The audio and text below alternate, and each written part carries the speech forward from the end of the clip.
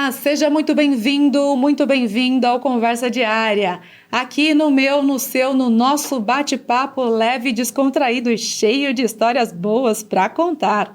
A nossa convidada de hoje, ela gosta muito de ajudar pessoas a transformar suas vidas, buscando significado para o seu dia a dia. Ela é uma psicóloga que vai trazer muitas informações para mim, para você, para todos nós. É a Mariana Marques. Mariana, seja muito bem-vinda ao Conversa Diária. Costumo dizer que aqui é um bate-papo entre amigas e muito obrigada por aceitar o nosso convite. Eu que agradeço, Mário. É um prazer estar aqui com você. Fico muito feliz. E olha, a gente já quer saber em primeiro lugar, né, que esse rostinho de menina, né? Você tem muita história para contar aí na sua trajetória. Queremos saber sobre a sua infância, como foi a sua adolescência e também para chegar aí como uma profissional tão preocupada, né, com essa questão da saúde mental das pessoas. Conte um pouco para nós quem é Mariana Marques. Tá ótimo. Eu sou Mariana, né? Eu já moro em Bauru há quase 30 anos. Não sou daqui. Me considero daqui sim, né? Porque esse tempo já me considero bauruense, né? Meu coração já é daqui. Mas a minha família é daqui de Bauru, minha mãe, meu irmão, né? Meu pai, na época, foi trabalhar em Recife, né? Viveram lá e nesse meio tempo eu acabei nascendo lá, né? Então, a minha infância foi numa cidade grande, né? Na praia, muito perto da natureza, no mar, né? Assim, eu sempre tive uma infância muito viva, eu digo, né? Viva, assim, né? Uma questão cultural, lá eles têm essa questão cultural muito forte, né? Com a arte, com a literatura, com a música, com a dança. E foi rico, assim, né? Nessas histórias, assim, eu viajei bastante, né? E aí, em um período, né? Depois, foi intenso, porque foi até os 11 anos, né? E aí, meu pai faleceu lá mesmo, né? Foi bem no comecinho, assim, do dia, de manhãzinha. 4 horas da tarde, estávamos, né? Eu vindo para Bauru, eu digo minha mãe e meu irmão voltando, né? Então, minha mãe preferiu retornar para Bauru, né? A cidade natal dela. Enfim, ficar próximo da família. Então... O seu pai também, né? Você, nos bastidores aqui, já estava me antecipando dessa intensa situação que você retorna à cidade, para Bauru, com a sua família, e o seu pai volta junto também. Ele é enterrado aqui na cidade. Isso, no cemitério do IP. Uhum. Então veio tudo. Veio o cachorro, veio as malas, veio o corpo também. Né? Ele foi enterrado aqui. E você tão menina, com toda essa situação, esse turbilhão de emoções, porque você viveu em Recife, tinha amigos, toda uma história, e de repente vem para a cidade com a família, justamente numa situação difícil de luto. Como que foi esse período para você chegando na cidade? Olha, eu digo que... Que é uma cidade nova para você, inclusive, né? Sim. Embora eu viesse para cá, né, todas as férias, né, para ver vó, para ver os tios, os primos, a gente estava sempre por aqui, mas não é nada como viver, né? É diferente de você passear, né? A referência de vida, da cultura, até o modo de... Porque a gente tem... O modo de enxergar a vida vai mudando, né? E teve um impacto muito grande, sim, emocionalmente, né? Mas eu digo assim, que foi aquela coisa assim, vai ou racha, né? A vida vai levando. Eu acredito muito, inclusive, que como foi uma infância com muito suporte emocional, com muito amor, essa foi uma herança muito rica, de fato, né? Que me fez sustentar muito desses lutos, né? Então, foi um luto de perder muitas pessoas vivas, né? Foi um impacto muito grande. Perdi a pessoa, uma das mais importantes da minha vida, que foi meu pai, né? Que era um grande amigo, referência. Mas de conseguir, já desde pequenininha, eu ter tido a consciência, aconteceu isso, mas o que eu aprendo com isso, e é interessante eu ver que muitas das coisas que eu utilizei como recurso para me sustentar emocionalmente, depois com a minha formação, são ferramentas super importantes para a gente sustentar a saúde mental, né? Então, por isso que eu falo que eu acho que, de certa forma, seria inevitável chegar até aqui hoje, né? Ou eu cheguei justamente porque a gente pode falar, não foi um acaso, eu acredito muito no amparo divino, eu acho que eu sim tive muito amparo, né? Para lidar com as adversidades, né? Então, sim, e é o cerne do meu trabalho, eu acredito muito na elaboração do luto. O luto não elaborado, a gente acaba perdendo pessoas vivas também, né? E o impacto de não elaborar lutos pode, sim, ruir com uma vida e uma família, enfim. Então, lidar com tudo isso foi tentar tirar o melhor que eu podia daquele momento, né?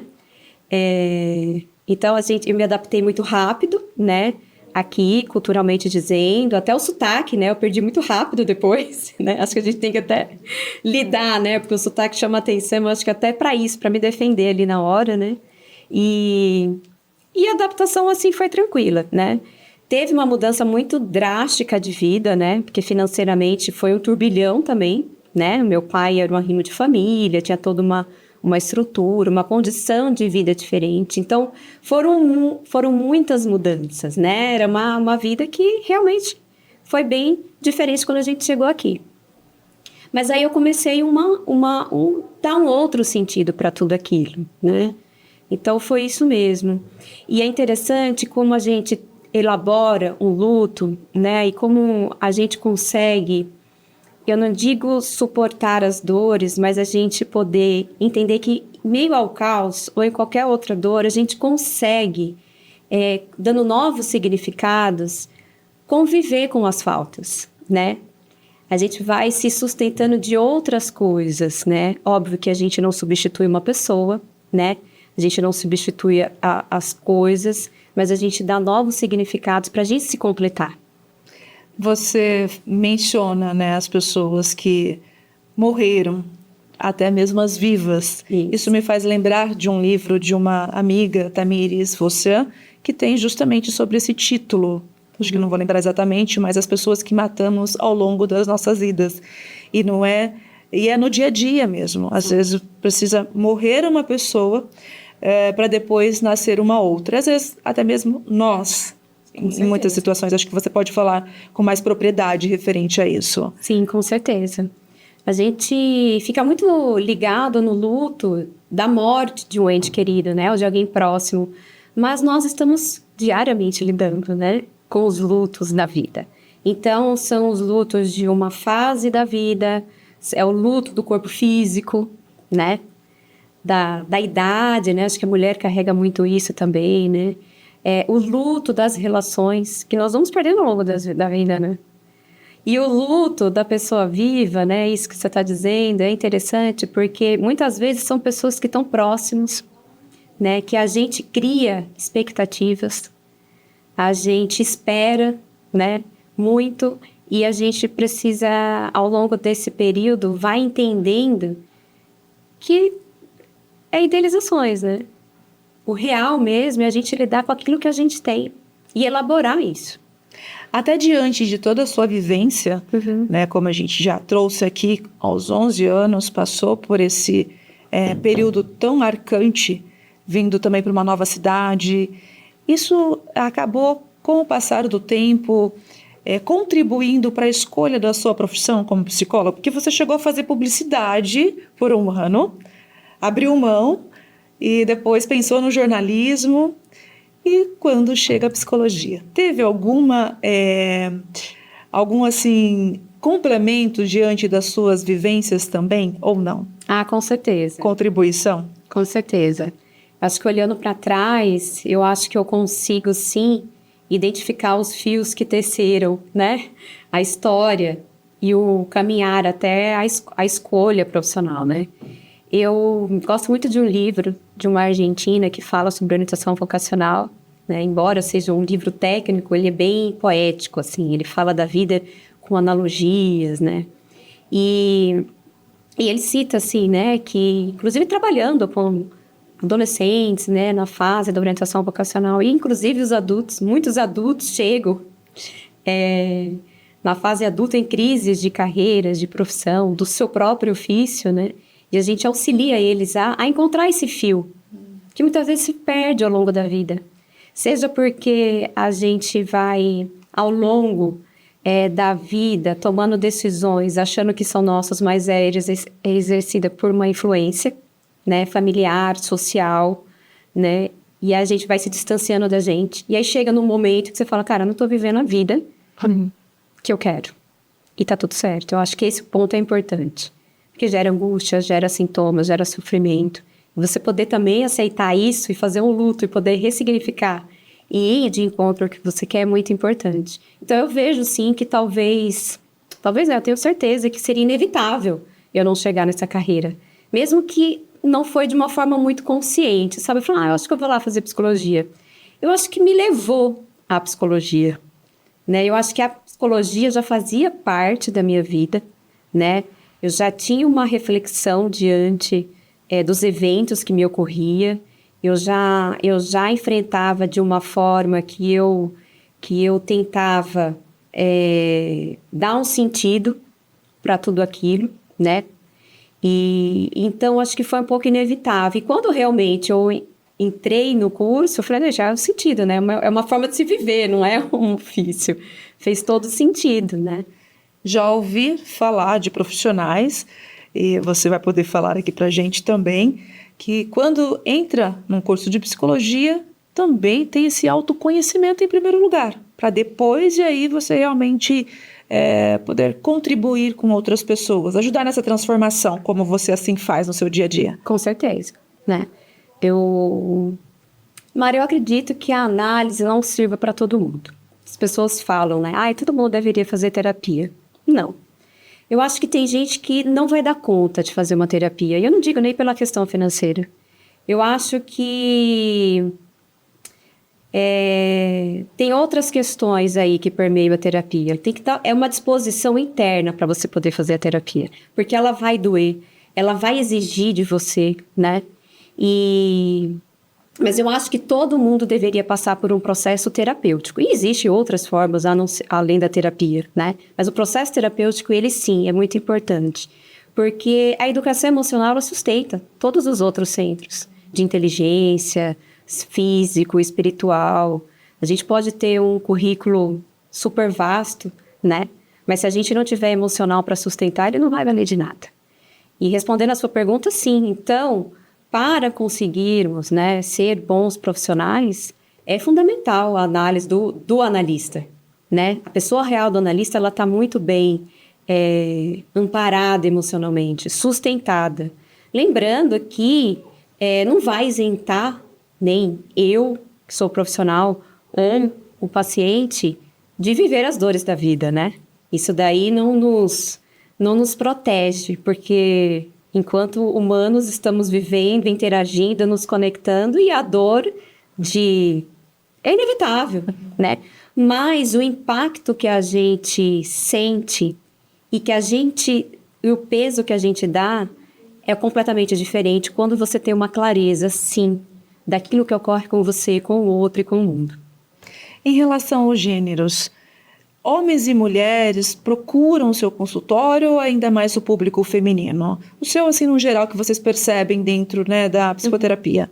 O público feminino, de certa forma, a mulher, ela já é muito mais fácil para falar sobre os seus sentimentos, né? Nós somos mais emotivas. Mas hoje, sim, eu digo na minha clínica, né? Eu atendo praticamente 50%. E eu fico feliz por proporcionar esse espaço, né, de segurança e de acolhimento para o público masculino, que muitas vezes eles são muito mais abertos do que o público feminino, pelo menos os que estão ali em contato comigo. E eu fico muito feliz, porque são homens querendo entender assim, né? E eles são melhores nas relações mesmo, como profissionais. Eles estão muito atentos e preocupados. Então, eu penso que isso é um ganho a mais, né? E não chega assim com um problema, um transtorno, um sintoma, não. Eu quero ser uma pessoa melhor, porque sabe que aquilo impacta em todas as áreas da vida.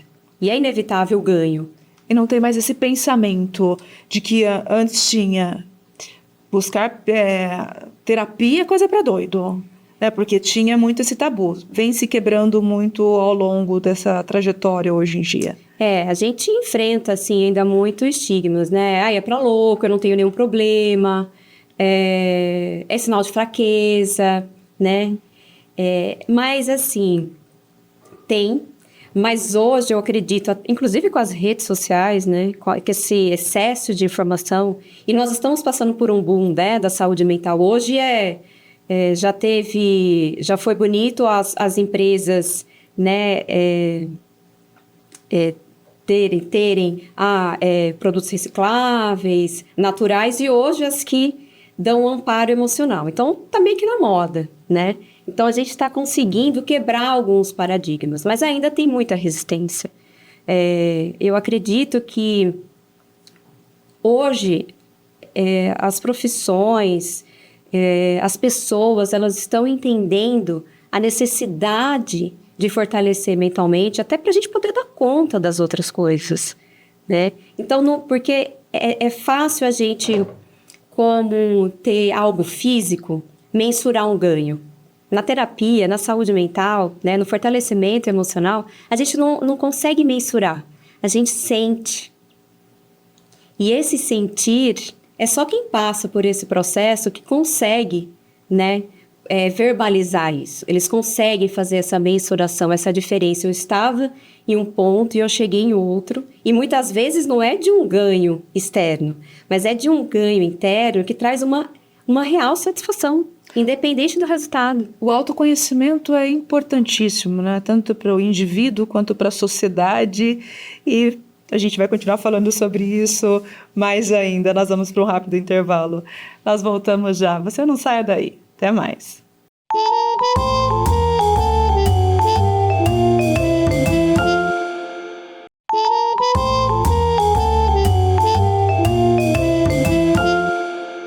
Voltamos com Conversa Diária e o bate-papo hoje é com a psicóloga Mariana Marques. Ela está falando para a gente aí sobre como dar, né, a gente ter esse autoconhecimento. E antes encerramos falando sobre a sociedade. Tem muita coisa que está entrando dentro de uma normalidade, ainda mais com as mídias sociais. Como que você vê hoje, né, como que as pessoas estão lidando com as suas próprias emoções e dentro de um contexto social? Mara, hoje eu não desqualifico as redes sociais.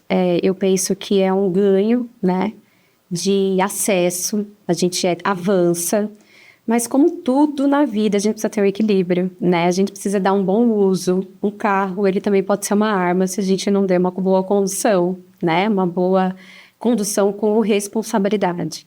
Então, eu penso que nós estamos mergulhados em muita informação hoje, com as redes sociais, mas muito pouco conhecimento.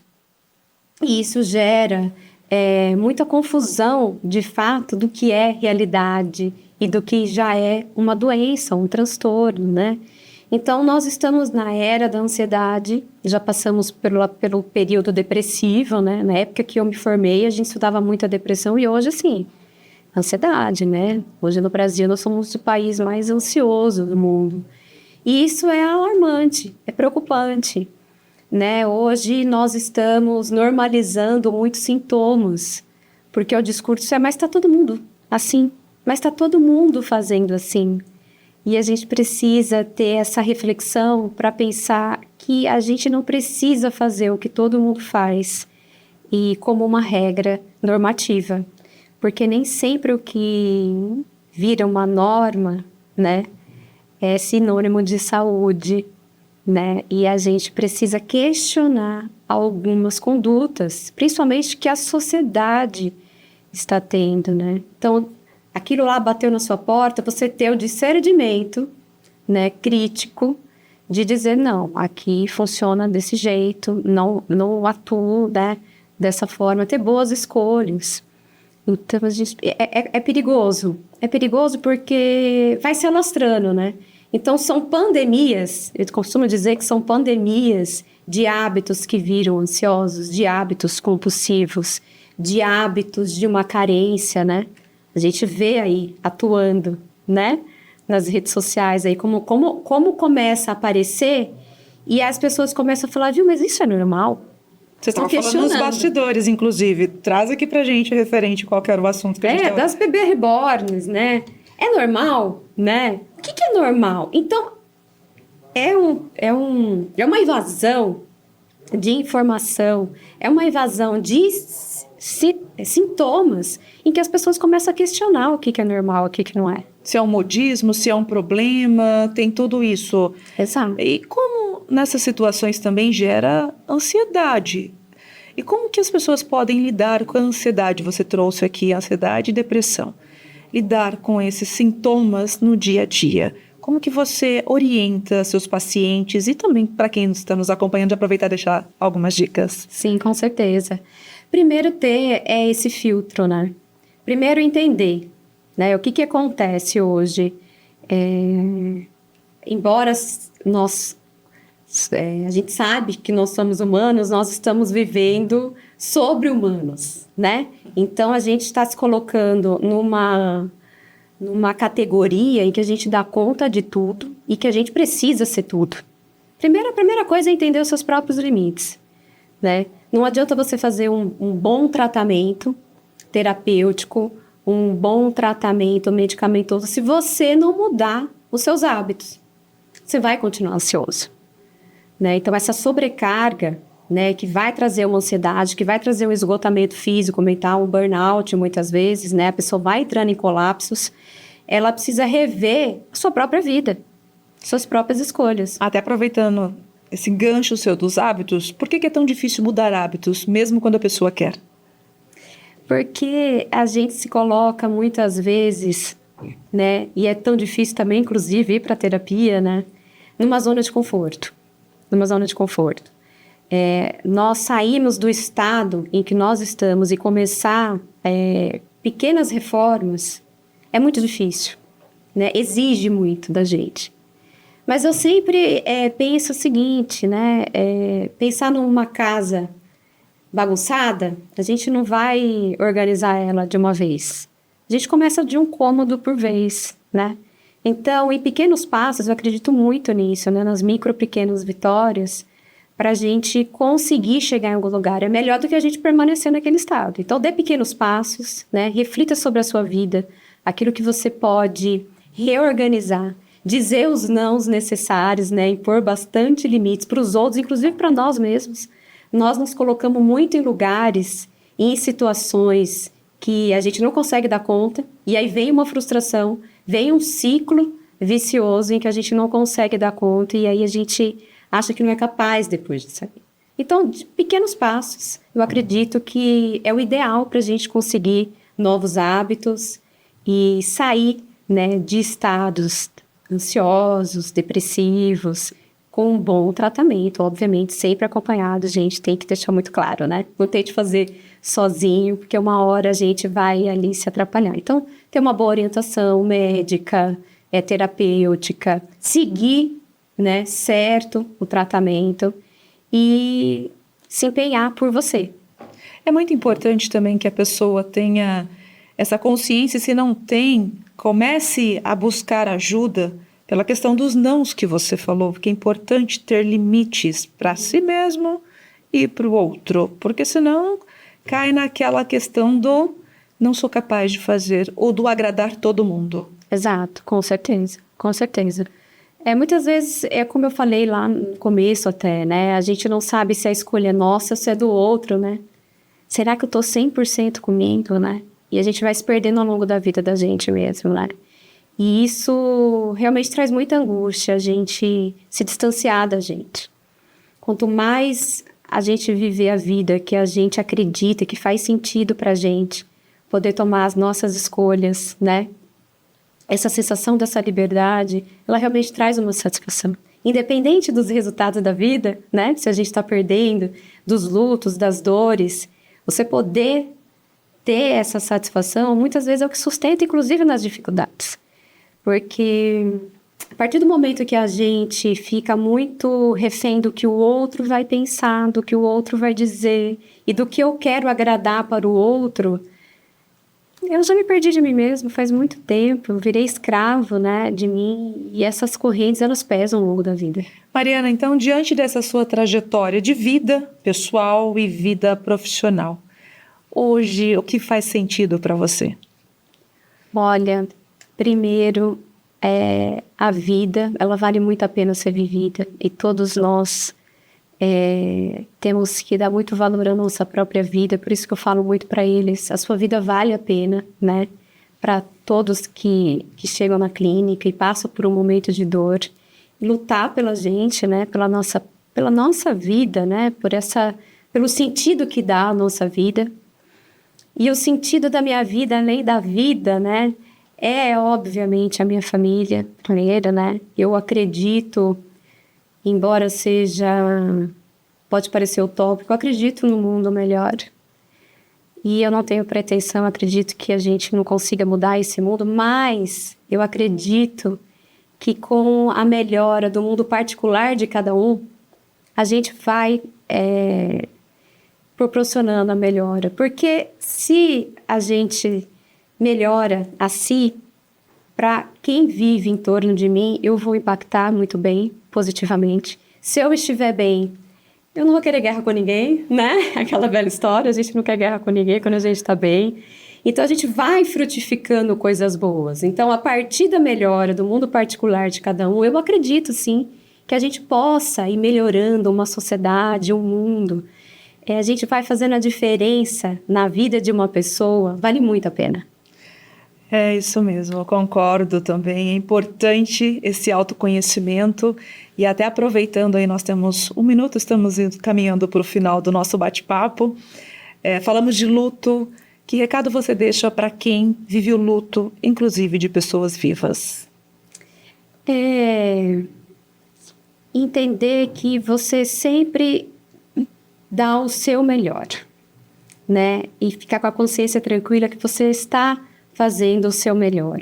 Se talvez você não receba ou não possa ter aquilo que você espera daquela pessoa, dê um novo significado, recoloque ela naquele lugar, né? Eu costumo dizer que a gente tem uma despensa, né? E muitas vezes a gente coloca a pessoa numa prateleira muito alta e fica esperando muito dela. Reorganize as prateleiras dentro de você, né? E aí você não vai ficar esperando mais do que a pessoa talvez possa te dar, né?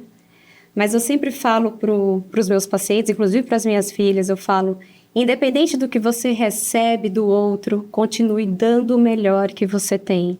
Porque senão você dá o poder para aquele outro transformar você em algo que você não é. E muitas vezes algo pior do que você é. Então, por isso que eu digo, sempre continue e dê o melhor que você tem. E entenda que o que você vai receber é aquilo, e tá tudo certo. Você vai conseguir, no fim das contas, aquilo por você mesmo, de outras formas. Muito bom. Olha, um bate-papo muito gostoso, bem informativo. Muito obrigada por você aceitar o nosso convite, viu? Deixo aqui o convite para você voltar novamente, trazer mais informações para a gente e contribuir aí nessa questão da saúde mental, que é tão importante para todos nós. Obrigada, Mara, agradeço. Sempre bom conversar com você, né? E é uma satisfação poder ajudar e informar. Obrigada, desejo para você tudo de bom, sucesso. Obrigada. E chegamos ao final do Conversa Diária, falando com a psicóloga Mariana Marques. E a você, o meu muito obrigado pela companhia. Até o nosso próximo encontro. Um forte abraço. Tchau, tchau.